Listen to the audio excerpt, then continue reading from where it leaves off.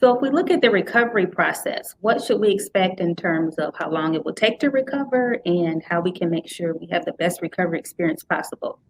Everybody's different. It depends on how you go into surgery. If you are active, your recovery is going to be less.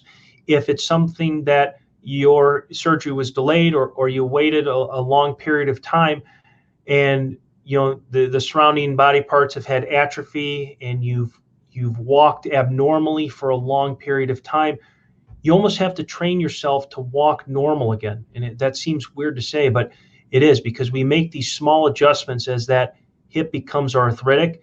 And then with surgery, all of a sudden the hip is replaced, but that doesn't mean we're back to normal. And that's where the physical therapy comes into play about strengthening. Patients will commonly refer to their job and when can I return to work. Usually a guideline is a desk job is about 3 to 4 weeks. If you're a heavy laborer, roofing or construction of some sort, I would say about 3 months. And a lot of patients usually will fall on the lower end of that spectrum.